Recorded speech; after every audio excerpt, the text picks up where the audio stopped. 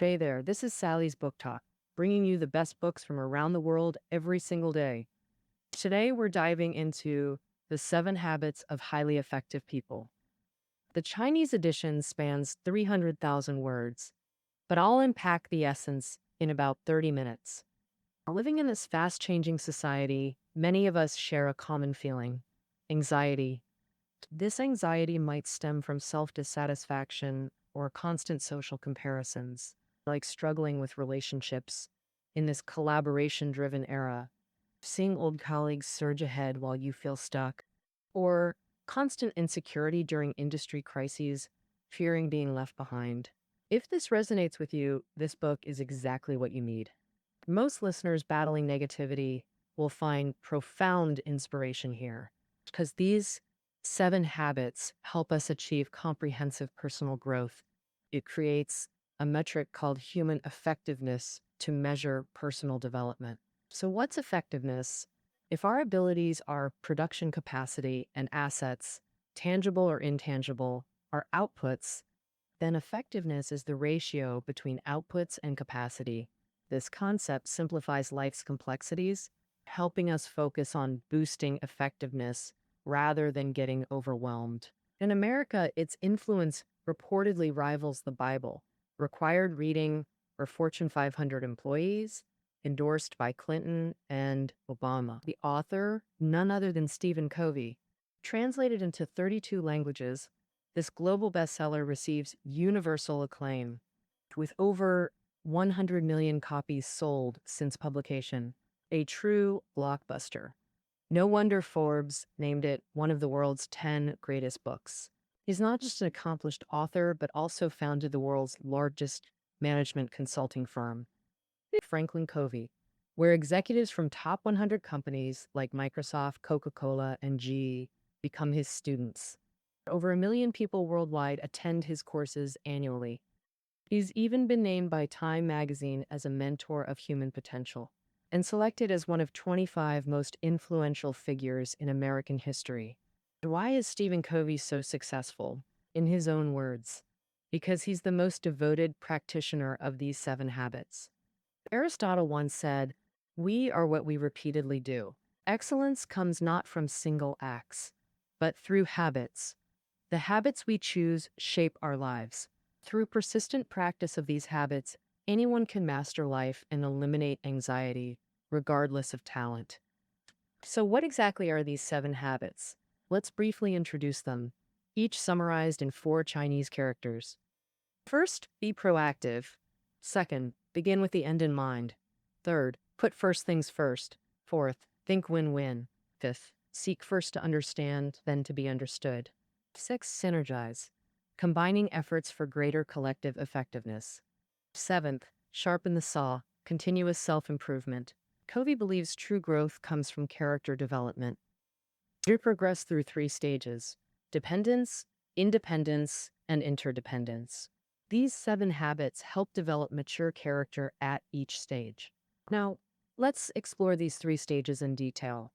First, moving from dependence to independence. Part 2 explains transitioning from independence to interdependence. Finally, we'll discuss maintaining mature character stability. First, let's explore moving from dependence to independence. Most people start in dependence, relying on others to fulfill needs. Dependent people expect others to take responsibility for them. Independent people are self reliant and self directed. The first step is cultivating habit 1: be proactive. What truly defines proactive behavior? The key difference lies in believing we have choices. Reactive people subconsciously avoid responsibility. By shifting blame, they surrender their power to choose. True proactivity begins with recognizing our agency. Dr. Covey once counseled a man unhappy in his marriage. The solution? Love your wife, Covey advised. But I don't feel love anymore, the man protested. Then choose to love her, Covey reiterated. How can I love without feelings? The man asked. Love is a verb. You can choose actions over emotions, Covey explained. As Eleanor Roosevelt said, no one can hurt you without your consent. Like graduates stuck in unwanted careers to please parents, you can rebel or comply, but own your choice. Remember, every decision remains your conscious choice. Believing we always have choices, that's the proactive mindset.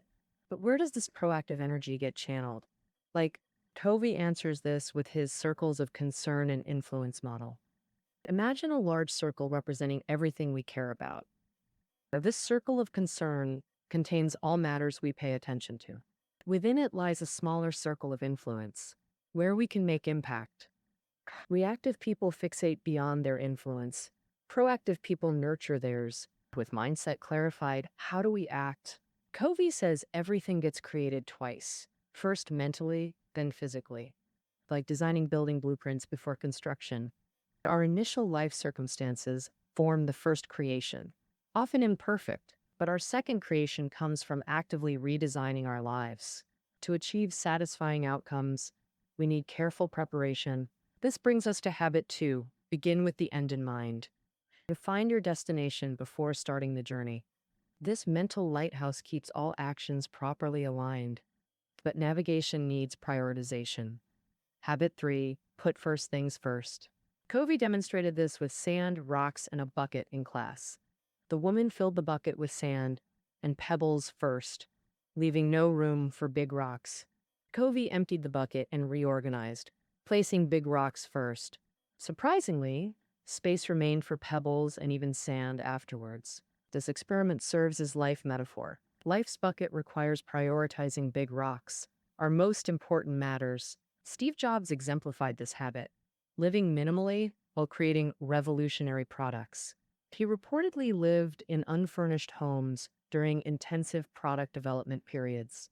To singular focus, obsessively perfecting new innovations, how do we identify our big rocks? Use Covey's time management matrix with 4 quadrants. Tasks are categorized by urgency and importance. Quadrant 1, important and urgent. Quadrant 2, important and not urgent. Quadrant 3, urgent and not important. Quadrant 4, not important and not urgent. Quadrant 1, tasks are crises requiring immediate attention. Overfocus here leads to constant crisis management. Many escape to Quadrant 4 activities like binge watching or shopping. Others mistake Quadrant 3 tasks as truly important. Effective people minimize Quadrants 3 and 4 to focus on true priorities. They invest time in Quadrant 2 activities, relationship building, principle refinement, long-term planning, to prevent Quadrant 1 crises. As management guru Peter Drucker observed, effective people focus on opportunities, not problems. They don't waste energy on endless problem solving. Their proactive thinking with forward-looking tone prevents issues before they arise. This concludes our first section on achieving independence. First, cultivate proactive thinking to create choices in any situation. Second, redesign your life through mental blueprinting. Define destinations first, then prioritize actions accordingly. True independence requires mindset shifts driving behavioral changes. Through this cycle, we break limiting mental patterns. But personal success isn't enough. We need interdependence. Interdependent people value mutual growth and complementary strengths. Now let's explore achieving this advanced stage. Key concept, the emotional bank account. Every interaction affects relational trust reserves. Deposits through care, withdrawals through neglect. Our mental ledger tracks these emotional transactions. Transitioning to interdependence means growing these accounts. Human interactions generally fall into 3 patterns. First, win-lose, where one gains at the other's expense. Second, lose-lose. Stubbornness leads to mutual destruction and emotional bankruptcy. A divorce case. Court ordered husband to split $10,000 car proceeds. He sold it for $50 and gave $25. The court discovered he liquidated all assets vindictively. Only win-win builds emotional reserves. Win-win practitioners balance mutual benefits with personal principles. When consensus fails, amicable separation is also win-win. Preserved relationships allow future cooperation opportunities. Win-win thinking is relational capital like bank principle. Regular deposits maintain healthy emotional accounts. This brings us to habit 5. Seek first to understand, then to be understood. The key, understand others before seeking to be understood.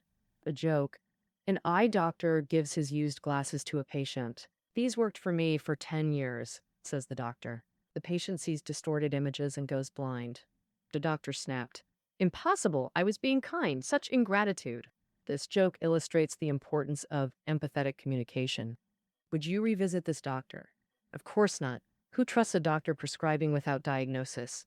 Reflect. Do we ever force our glasses onto others without understanding? Like the father dismissing his son's school frustration. I felt the same, but knowledge matters. The son sighed, never mind. True understanding requires stepping into others' emotional shoes. Effective responses involve 1. Restating facts, 2. Acknowledging feelings, the corrected approach. You sound upset. School feels meaningless? The son revealed. My reading level's 6th grade. I'm a sophomore. Understanding dawned. Let's solve this together, the father offered. Many rush to solutions without diagnosing root causes. Superficial advice drains emotional bank accounts after understanding others how to express ourselves. True self-expression requires knowing your life's center. Different centers lead to radically different choices. Example, husband choosing between movie date and overtime. Family-centered person prioritizes spouse's feelings. To avoid disappointing his spouse, he might politely decline the overtime request. And money-centered individuals prioritize overtime pay, expecting automatic understanding from others. Work-centric people view overtime as career advancement opportunities. Same situation, different centers. Radically different choices. Self-expression requires establishing value-based principles. These principles guide conflict resolution in relationships, and consistent principles create predictable relational patterns. How to create personal principles. Covey suggests crafting role-specific mission statements. Example roles. 1. Husband, cherish spouse through thick and thin. 2. Father, help children discover life's joys. 3. Scholar, acquire new knowledge daily. 4. Leader, inspire exceptional team performance. These roles define your crucial emotional investments. Habit 6. Synergize, the pinnacle of emotional wealth. Churchill, all my life prepared me for this hour. Previous habits culminate in synergy creation. Synergy means the whole exceeds the sum of parts. The relationships themselves become part of the whole, like intertwined roots, boosting soil quality for mutual growth. Human communication exists on 3 levels. First level, mutual defensiveness with win-lose mentality. This creates 1 + 1 less than 1 outcome. Second level, mutual respect with superficial harmony. Polite but insincere interactions yield 1 + 1 = 1.5 results. Third level, synergy creates exponential outcomes. 1 + 1 = 11 or 1,000. A family vacation dilemma illustrates these communication levels. Wife wants to visit sick mother. Husband planned family trip. Traditional solutions leave both parties unsatisfied. Synergistic solution, vacation near mother's home or hire post-holiday care. Avoid premature compromise, seek third alternatives. Key to third options, value differences, spark creativity. This concludes transitioning from independence to interdependence. Finally, habit 7, sharpen the saw, continuous improvement. Self-renewal ensures effective application of previous habits. Covey outlines 3 renewal dimensions. Physical, maintain health through diet, rest, and exercise. Mental, engage with literature, music, and nature. Mental, continuous learning through reading, writing, and courses. We've now covered all 7 habits across 3 developmental stages. Let's summarize with a real-world case study. Biographies of successful figures often reflect these principles. Bill Gates' career exemplifies these 7 habits in action. His proactive choice, dropping out of Harvard to start Microsoft during the computer revolution. While thousands learned programming, Gates acted on his influence circle. A computer on every desk, clear embodiment of begin with the end in mind. A relentless focus on hiring top talent and core software development. Strategic partnerships with Intel and IBM demonstrated win-win thinking. Synergy with Steve Ballmer created exponential growth for Microsoft. Annual Think Weeks for reading and reflection maintained continuous renewal. These 7 habits form an integrated system for personal development. They provide sequential progression from dependence to interdependence. Not isolated tips, but interconnected principles mirroring human growth. The ultimate goal: achieve true maturity through disciplined practice. All right, that wraps up our exploration of the 7 habits of highly effective people. Key takeaways are below the audio. Catch you tomorrow.